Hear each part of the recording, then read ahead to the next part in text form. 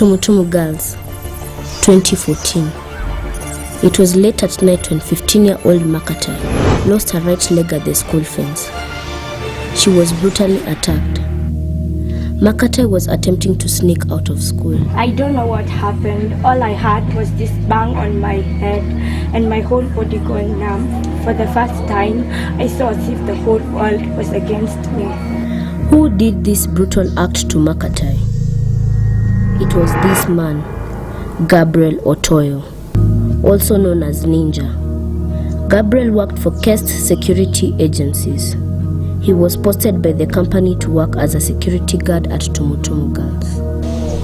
Nilipoteza kazi yangu kwa urahisi hivyo. Walitaka nifanye nini? Ilikuwa usiku wa manane, nikamkuta mtu akiwa nyuma ya dormitory ya wasichana ya shule. Nilipojaribu kumuongelesha, akawa kichwa ngumu, hakunisikia. Nikachukua hatua kwenye mikono yangu. Kazi nikapoteza hivyo. I used my black blanket to cover my identity because I had never heard of any student who had sneaked out of the school. I did not want to make a record. Makatae was sneaking out of school because of humiliation, shame, and embarrassment she got out of her disorder. I felt humiliated and I couldn't stay in that school anymore. I was a celeb. I used to sing and entertain, but now they discovered something in me that makes me feel so ashamed when I stand in front of them. I could not fit in that society. What problem does Makatae have? Thomas, her younger brother in Form 1 in one secondary school in Kenya. He once dreamt of being an engineer, but there's something he will never forget in his entire life. I got 423 marks in my KCP examinations, and I got an admission letter to one of the national schools in Kenya. Thomas' dream was made dissolute by my own parents because he was taken to a day school 500 meters from home. My father refused to take me to that boarding school because he said he was ashamed of me because I wet my bed every day. I was ashamed because I wet my bed. I wet my bed. I wet my bed. I wet my bed. I wet my bed.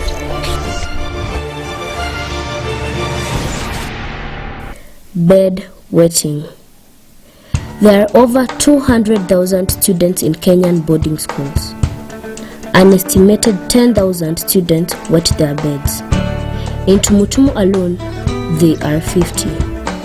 For a long period of time, learners with this kind of problem have been isolated, humiliated, and even received public embarrassment. I don't know when this happens, but every time I wake up, I find my bed wet. I feel ashamed. Can't talk about it now.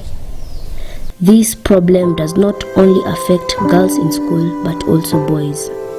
Scientific study proves that boys wet their beds more than girls. I have never noted in my lifetime when my bed has ever been dry. At the age of 15, Form 3 last year, I still left masses of urine on my bed. Out of the 1,014 boys in my school, 63 wet their beds. And out of these, 33 wet their beds daily. Most youngsters in boarding schools who wet their bed undergo different kinds of humiliation and no care. Early in the morning, some boys are spotted carrying their beddings. These girls are spotted too. But something amazing is that they will always find other wet beddings at lane. I always try waking up very early in the morning so that other people may not see me. But every time I do so, I find other beddings on the hanging line with common admission number 9685. I guess somebody must be waking up earlier than me. I believe that this will end. 9685. It is Makatae, the girl who sneaked from our school but now in her new school uniform. My parents took me to that mixed secondary school so that I could feel ashamed of myself, and to avoid shame from both boys and girls, I used to wake up as early as 3 and remove my beddings, and up to now, nobody knew that I used to wet my bed, but I still had the problem. I don't feel ashamed of myself anymore because I stay home with my parents and they know I make these kinds of accidents every night. I once told my teacher, "Excuse me, sir, may I go out? It was raining and I want to take my beddings in." Should I tell a male teacher what I was going to do? He slapped me. He said that I was rude. I slept on a hard floor that night because it rained on my beddings. I am a member of drama in my school and I've never been comfortable, especially when they go out for sleepovers. I always prefer quitting. Kwa kimila yetu, mtu ambaye ana uzoefu wa kukojoa kwa malazi, sisi humfunga nyoka kwa kiuno hadi anaogopa na anawacha hiyo tabia. I stopped touching my bed when I heard about the snake thing. I couldn't sleep, but after some times, I got used to it and went back to therapy. Makatae wants to know what causes her problem, but she has no one to ask because she fears. She was only 6 years old when she discovered something unique with her parents. When I was 6, I used to see my mother waking up very early in the morning and washing her beddings daily. And then she would ask me, "Mom, don't you get tired washing your beddings daily?" She used to tell me that that's how clean people should be, not knowing that I knew something beyond which she thought I knew.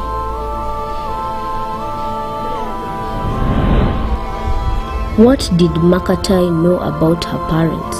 Curiosity took me to my mother's bedroom, and I'm sorry to say, I caught her red-handed changing her nappies. It was embarrassing, but I had to understand because she was a child. I'm sorry, Mom.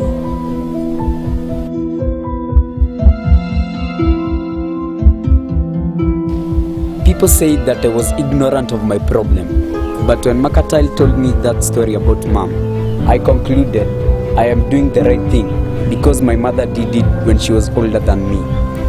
It was after they visited the doctor that they discovered something common in that family. One of the commonest causes of bedwetting in childhood and in teens is hereditary.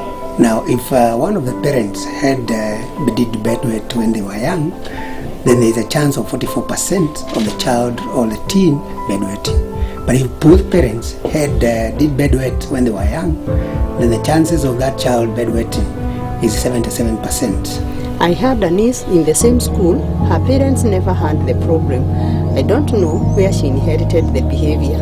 Our boarding mistress always frustrated me, but I tried my best. We tried caning them. We woke them up at night. We restricted them from taking fruits. And actually, it did not work, so we ignored them. Those are the biggest mistakes teachers and parents make. They should know that urinating during sleep is an involuntary activity. The child is left humiliated and frustrated, and he or she does not wet the bed on purpose, and they feel that nobody is understanding them in this activity. My parents overprotected me, and that was the same with my brother. It is advisable for teachers and parents not to overprotect bedwetters. Research has shown that when you overprotect them, they do not make any effort to stop it. Bedwetting can be a symptom of an underlying disease, but the large majority of secondary school learners who wet their beds have no underlying disease. This means that students who wet the bed can control it or are doing it on purpose. Makatae felt to a turning point when she felt that this can be stopped. It was not such a big problem for Makatae and as the parents and the teachers thought. It depends, in every case, it depends on the presentation and the causes of the bedwetting. Most runners in high school have just minor problems which can be dealt with. There are two types of bedwetting: primary and secondary. Primary refers to those that have been wetting since childhood. My doctor said that primary bedwetting indicates immaturity of the nervous system. Secondary comes after long dry nights, and most students start wetting their beds in class 6, 7 and 8. The secondary show an underlying medical or emotional problem. How did Makatae get a new smile on her face? This man. The preferred treatment for bedwetting in teenagers in high school is the alarm system. The alarm is fixed on the pant, and what happens is once it senses some wetness, it goes off. Once it goes off, the teen or the child is supposed to wake up and go and void urine. In some cases, some children or some teens are unable to wake up because they are too sleepy. In that case, then they may need help. I'm not ignorant. I'll just stop it when the time comes. I can't do experiments with my own body. Who doesn't know Makatae? How many ways has she tried and failed? I believe I'll just stop automatically when the time comes. My mother told me to be patient and persevere with this school. It will soon be over. The wedding mistress is a bit caring, but she says it behind our backs. She has seen many urinate and go. We will go too. This is the alarm I used every time I went to bed. I was told to avoid taking a lot of water before bedtime. It has a moisture sensitive part I connect to my pant.